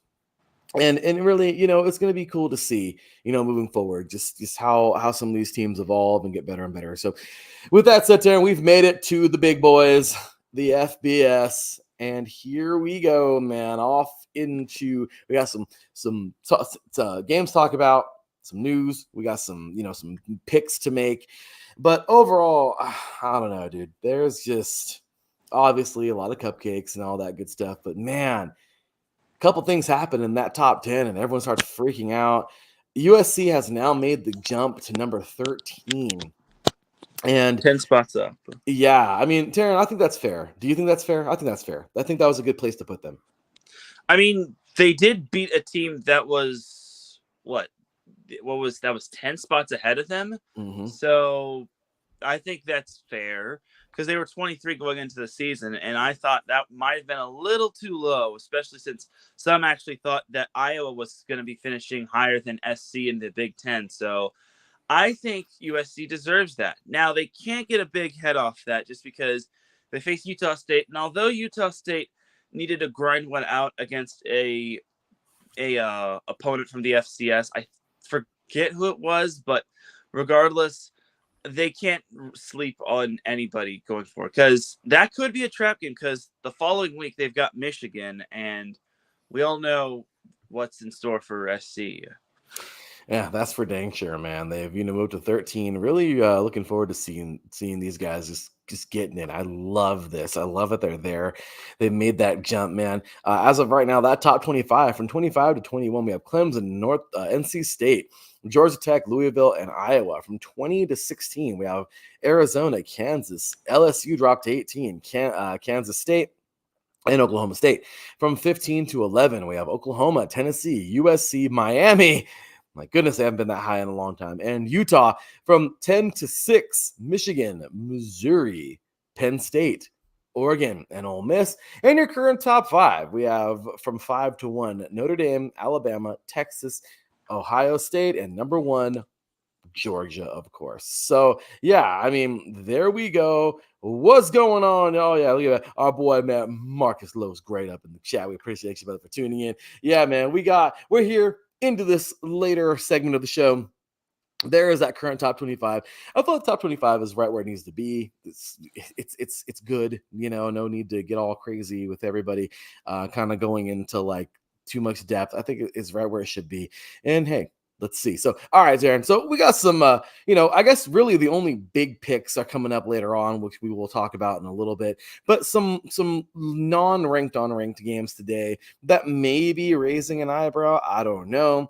I'm excited to see Georgia Tech in the top 25. I mean, 2-0 start today. They're taking on Syracuse. Is there any chance that Syracuse can get this victory today at home? If they stop Georgia Tech's run game, maybe. But Georgia Tech, they run the ball well, and if they get that run game going, it might be game over. That's what you have to do to stop Georgia Tech. Stop the run, because Georgia Tech loves to, as their coach said, run the ball. Yeah, that's for dang sure, man. So we got that going on today. Another game where we're like, yes, this should be pretty fun. Baylor taking on number 11 Utah. I don't know why this game stands out to me. Baylor are Utah's favorite by 14.5 points. I think it's a Big 12 game. Remember, Utah's going to be a Big 12. Yeah. I mean, maybe that's Utah's first Big 12 game because the Pac-12 is gonzo. Seriously, dude. This is going to be fun. I mean, I'm sure Utah will win that game, but this is pretty cool to see that now. Utah, dude, I remember Utah when they were in the Mountain West. We're talking like 18 years ago. Now here we go. They had their stint in the Pac-12. Rest in peace. Now they're Big 12. I mean, this is really cool. This is cool seeing this. So yeah, so we got that today. We got the rivalry game. Iowa State 1-0 taking on number 21 Iowa. Teran, who you picking? Look, Iowa put up 40 on an FCS school, but I'm pretty sure they're going to beat Iowa State. As much as I don't want to pick Iowa, I think they're the better team. Yeah, I'm with you all day, and that one should be fun. Cal versus Auburn. I don't think we've seen this one in football in years. My gosh, Cal and Auburn. That doesn't even look right together, but they're going head to head today, man, in Alabama. How you like that one? Give me the Tigers on that one. War Eagle all the way. I think Cal, they struggled against UC Davis last week. I just don't think they'll get the job done. I think Auburn is battle-tested. War Eagle, baby. Yeah, right? I love this. Marcus says Iowa is a beast. I'm sorry, Utah is a beast. Is Cam Rising still there? Yeah, yes. Yes, I fear them more than Oregon. So hey, let's see. The Iowa defense is nasty. Pierre Moss says absolutely. This is the offense But we is can't their get it together. offense up to snuff? Yeah, Because last year, as I mentioned, they won 10 games, but they became the first team to win 10 games and average under 20 points per game. which is like seriously, Yeah, and I like think they got shut out in their four, and I think like 2 or 3 of their 4 losses. yeah, seriously, man. It's just like really South Carolina and Kentucky SCS battle. Two teams that aren't that great in the SEC battle. I'm so excited to talk about the FCS, man. But yeah, South Carolina, Kentucky, two SEC teams that are like middle of the pack-ish kind of. Kentucky's been better. South Carolina, they've been pretty solid. They're both 1-0 going into this game. Who do you like? As much as South Carolina had a nice win last week, I'm going to take those Kentucky Wildcats. Yeah, I'm with you all day on that one. I'm gonna go with the Wildcats in that victory. I mean, I'd like to see South Carolina get up there, but yeah, they're home. I think the Wildcats get this thing done. Michigan State, hey, 1-0 taking on Maryland. 1-0. Those are also two Big Ten teams that are a lot like. I feel like South Carolina and Kentucky are kind of the same exact situation, just in the Big Ten, like with Michigan and Maryland. They're both middle of the pack ish, kind of. But yeah, this is a pick'em game. We should think. Yeah, this Maryland versus Michigan State. I think Michigan State will eke out the win. I think this one's going to be one of those ugly, low-scoring games. Also, I just got to mention that last week the Big Ten went 17-1, and the lone loss came at the hands of Minnesota losing to North Carolina. Good thanks, going, Minnesota, for ruining the Big Ten in the first full week of play. Freaking Golden Gophers! It would be you guys. Like, gosh dang it! Last week, Teran, Wisconsin didn't look so good. They played okay, but they definitely didn't look as good as they could have. Was it just growing pains starting? I don't know. But South Dakota is a pretty damn good school coming out of the FCS.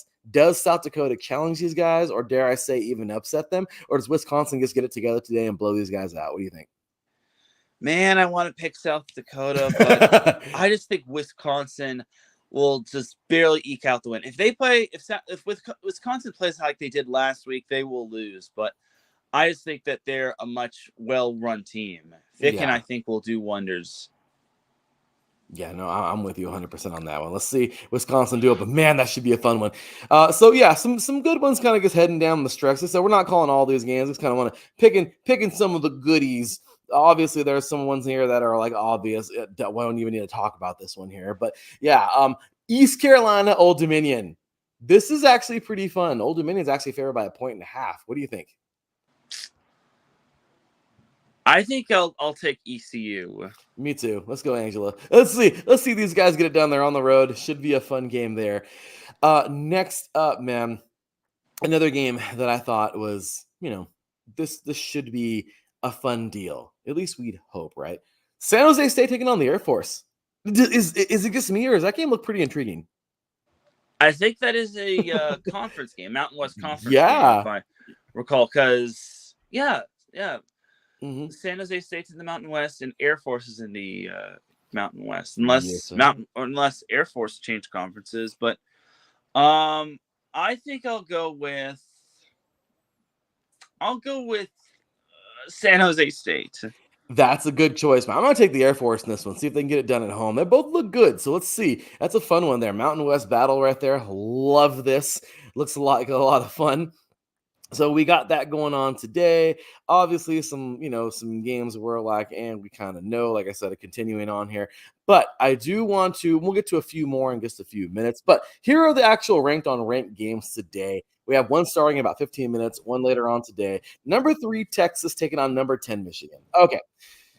Then when we look at this game, okay, I see a couple of things. I see Michigan obviously trying to find their way. They got, a lot of new staff in there, players left. Some players even came in, different era, new regime. Let's see what we got. Obviously, they're not the Michigan that we knew last year with Harbaugh and all that good stuff, but they're still pretty dang potent. Now, a Texas team where, man, people are calling for Arch Manning. Like, It's crazy, man. Like they want to see this guy play. People are like, let's see history. I mean, the pressure's on this guy right now. I feel kind of bad for him because everyone's like, oh man, he's a Manning. He's gonna automatically be incredible. And don't get me wrong, the young man is a damn good player, but it's just, dang, he's got a lot. They got a lot of pressure on him right now. So that is going to be a pretty cool game to see though today. Texas obviously looking dominant here early on in the season. But will Michigan actually give these guys the game that some people think they will give them? Or do you think Texas actually just has this one in the bag? I think Texas has this one. I think Michigan, as good as they are, I don't think they can keep up with those horns. Hook 'em horns, huh? All day? Yep. Yeah, I got you. Same deal, man. I guess I wanted to try to build that one up because I would love to see that happen. I would love to see a good game there. But yeah, I'm pretty sure Texas has this one pretty locked up. So that's one of them. And then of course, the other one, number 14 Tennessee taking on number 24 NC State. How do you like this one? NC State, Tennessee. I think Tennessee. I don't think this one will be as easy as I think. I think Tennessee will have to eke it out, but you got to love Nico Iamaleava. If I am mispronouncing that, I apologize. But I think Tennessee is going to get the job done. They're going to have to sweat this one out because NC State is super scrappy. I think the ACC, we're looking at the wrong ACC teams that can make noise. We're all focused on like Florida State and Clemson when we should be looking at somebody, or in North Carolina as well, when we should be looking at some of the other teams. I mean, Miami is still up there, but I'm not too sold on them yet. But give me Tennessee to win this one. Yeah, me too. But you're right, though. The NC State, watch these guys come out and play really well. So two good games right there. Of course, Texas. I mean, let's see Ewers continue it. He's already had a pretty good start to the year. Mullings out of Michigan, and Loveland, two players there that have really, really come a long way, making things happen over there for those guys, for the Wolverines. So players to watch in these two games. And then, of course, Tennessee, we see Sampson. The guy's had a pretty good start to the season. Conception, a pretty solid wide receiver there. Also, McCall, the quarterback of NC State. So good stuff. But yeah, Teran, so there we go, man. I got a couple picks there for us early on in this one in the season. We're barely week 2 of the season. Obviously, we had I guess you can say 0 in week 1, or I guess the combination or whatever. Now, there are a few more games that are like, I think the outliers towards the end of this one, this week. And yeah, dude, I don't know. Do you see Houston fighting number 15 Oklahoma? Do you see it or do you not? I don't know. I don't really see it. I think Oklahoma is going to probably win that one. I was also going to mention that there is actually one game that's going to be nationally televised. I think it's going to be on NBC earlier, and that's going to be Nebraska versus Colorado, which I think Nebraska will win based off of like the trenches alone, just because I just feel that Colorado's linemen just aren't as big as Nebraska's linemen. Like those boys are big, and games are won in the trenches. So sorry if I had to basically shove the Oklahoma-Houston one away, but I just think Oklahoma's going to win that one. I wouldn't say fairly easily, but quite handily. Yeah, well, it's kind of funny. I was waiting for you to mention Colorado because I don't think it's going to be. I don't know. I have a feeling that they're going to smack around Nebraska. I don't know why. I know they're big boys. I get it, but I don't know, dude. I feel like Coach Prime has these guys playing well. I don't know. Give me Colorado in that game. Travis Hunter is a very good player, and Shedeur Saunders definitely plays well. I'm starting to see why Hunter is a possible Heisman candidate. Yeah. It's really fun stuff, right? Good stuff there, but good call there. Good game to mention. But yeah, once again, I don't know. Houston had a tough loss last week to UNLV. I just don't see that happening to Oklahoma. Them even getting close to Oklahoma today, but should at least be a solid game for maybe a quarter. That's about it. Boise State and number 7 Oregon. I don't know if this one's even worth mentioning because Boise State, they're not on the same level, but it'd be pretty cool, man. That would be a pretty good game. I would like it to be good. Obviously, Oregon is favored by 19 points. What do you think? Yeah, I think Oregon's going to have I think last week, I think that was just maybe rust and a little pregame jitters. I think Oregon should have a better game against Boise State. If they lose to Boise State, then we got to question this Oregon team and their I wouldn't say downfall, but their gameplay needs to be studied.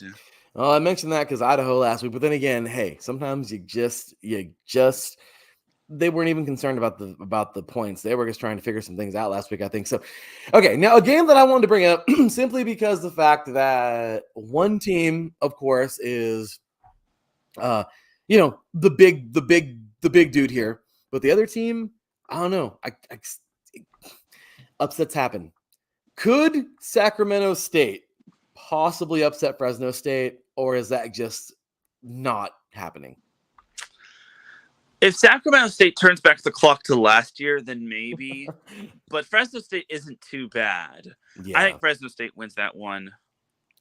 Yeah, no, I'm with you. I'd love to see it be close, but yeah, Fresno State definitely the better team. But man, it'd be cool to see that game be closer. Mississippi State and Arizona State. What do you think, Teran? Mississippi, Dak's alma mater versus Jane Daniels' alma mater. One of them. You know what? Yeah. Oh, yeah. I forgot. Yeah, I forgot he closed out at SU. My bad. I'll take Mississippi State. Yeah, as close as a game as it should be. I think Mississippi State will eke out that one. Oregon State, one of the two teams left in the Pac-12, taking on San Diego State today. That should actually be a pretty good game. Yeah, I still think Oregon State's going to win. I just don't think San Diego State will have the offense. That seems to be the problem with San Diego State.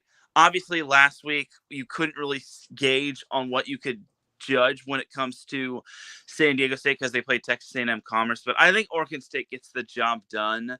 I just feel that Oregon State just has too much firepower for that San Diego State defense. As good as it is, I just think that they won't keep up with Oregon State. Yeah.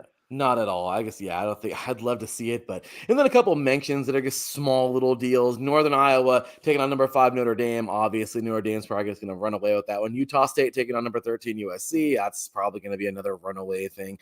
Penn State and Bowling Green. I mean, these are just games that's like, why even mention them? We already know it's going to be kind of an avalanche, But then a couple of games from yesterday that we could mention. Illinois gets destroying Western Illinois. Indiana destroying Western Illinois. Poor Leathernecks. They just continue to lose. But BYU and SMU last night was a pretty damn good football game. BYU eked that one out 18-15. Man, Retzlaff, that guy, he threw 2 picks. He had 200 yards, though, and one touchdown. Overall, you know what? It was a weird game, but BYU looked pretty good on the road, didn't they? Yeah, and this is kind of the battle of the two schools that were once not Power 5 conference schools, and now they are in Power 5 conference schools or Power 4 conference schools. So it's kind of that little started from the bottom, now they hear. That's so sure.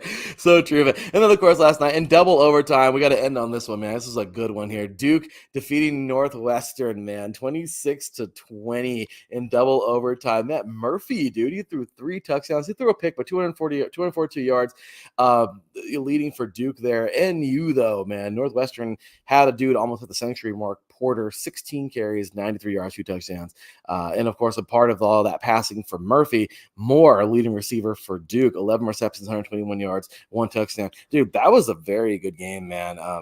Getting it done in overtime, Duke. How about Duke getting that thing wrapped up? That's a big win for Duke. It's so tough to really gauge that matchup just because Northwestern isn't really the best team, and Duke is kind of meh. But it's still a great win, a great gritty win for a Duke team that's hungry. Oh, man, looking forward to seeing these guys moving forward, man. So with that, Teran, any other games, anything you want to mention, man? Any other games you're looking forward to today? I think that is pretty much it, if you ask me. I should also mention that UCLA, for all you UCLA fans out there, they're on a bye, so you won't get to see them till next week when they play Indiana on national TV. Let's see how that one pans out. And, well, with that said, Teran, we made our picks. It's about that time to get up on out of here, bro. But, hey, that was a fun one, as always, good sir. What do you think, man? I mean, we're only in week 2. Oh, man. The fun is just beginning. It totally is. And I'm really excited for it. I can't wait to see what pans out this week in terms of all levels of football, whether it's high school or college. Oh yeah, dude. There's going to be a lot of, oh my gosh, there's going to be a lot of great games just in this first week for so many schools. Obviously, Division 3, 3C2A starting today. We're going to see a lot of those fun ones. I'm telling you, the game to watch, man. Number one, Iowa Western, and number 2, Hutchinson, man. The rematch from last year's regular season and the last 2 years national championship in the NJCAA. That should be a fun game, man. Big ups and thank you to our boy Pierre Moss in the house today. Thanks, also, Pierre. Yeah, man. Market Flow's great. Gen B, just great stuff all day long, man. Big ups to our boy Yukio as well. Man, that was a fun one. Darren, we got ourselves a goodie, man. Always some good fun stuff in this realm of football. Big ups, man, and just thank you so much for being a part of the show, man. We really appreciate y'all. So, with that said, Darren, any last thoughts, words, anything for our listeners out there today? Well, if you're in California, stay cool, just because certain matchups actually have either been postponed or they've been moved to today because of the smoldering heat. Yeah, this heat is really annoying. So hopefully it goes away, because we already had a summer, Karen, and the summer was like 5 months ago. You know, that's what it feels like here in SoCal. So we're kind of ready for the hoodies. I'm really hoping that we can get some cold coming, because this heat's really annoying. Anyway, with that said, you guys, give us a follow, show some love, iSports Radio, all social media networks. Check out all of our stuff, all these great platforms. Apple Podcasts, Twitter, Spotify, iHeartRadio, all the good. Check out iSportsRadio.com. Check out, of course, give us a follow free, now all spelled out TEIE. Follow me or Larry at DTXE and B53. Teran Rodriguez at Teran Rodriguez, all spelled out one. A big shout out to Planet Jerky, our sponsor, and Seal the Deal Wax Seals. We'll see y'all next week. Until then, take care, and as always, God bless. Peace.